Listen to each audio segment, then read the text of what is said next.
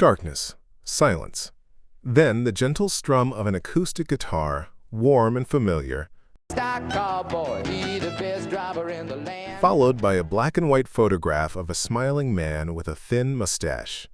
He is Jim Croce, a man who turned simplicity into timeless music. But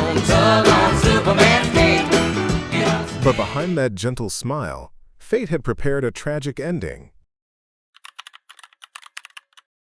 Born in 1943 in South Philadelphia to an Italian-American family, Jim grew up surrounded by tradition, hard work, and music that filled every corner of his home. By his teenage years, he had mastered the guitar and began writing songs, not merely for entertainment, but as a way to understand the world.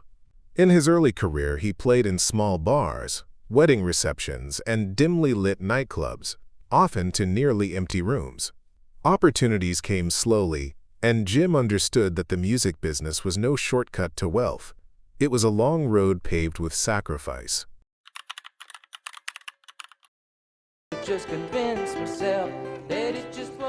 the early 1970s, his songs began to find their way onto local radio.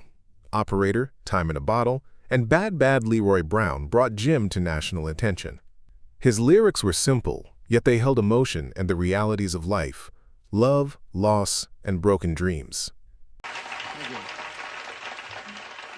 Jim's gift wasn't just in his voice or his guitar. It was in his ability to make everyone feel as though they were hearing their own story. He touched hearts without pretense, without spectacle. Behind the success, an exhausting tour schedule began to take its toll.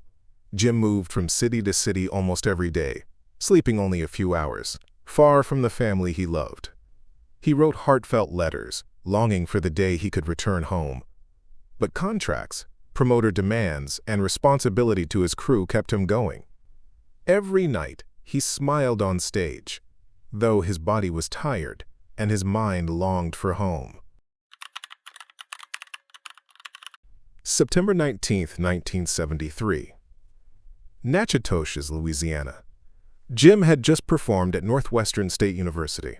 The show was warm, the crowd satisfied, and he was scheduled to fly to Texas that same night for his next concert. A small Beechcraft E-18S plane awaited at the local airport. The night was dark, with a light haze in the air. Jim, the crew, and the pilot boarded, unaware that this would be his final journey. Minutes after takeoff, the plane struck a tall tree at the end of the runway and crashed into an open field. All aboard, including Jim Croce, were killed instantly. He was only 30 years old. The day before his death, Jim had written to his wife, telling her of his plans to leave touring once his contract ended, to come home and raise their young son. In the months after his passing, Jim's music soared higher than ever.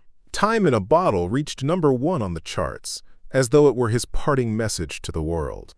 Jim Croce may be gone, but every time a guitar strums his melodies, he lives again, in memories, in timeless lyrics, and in the hearts of those he once touched.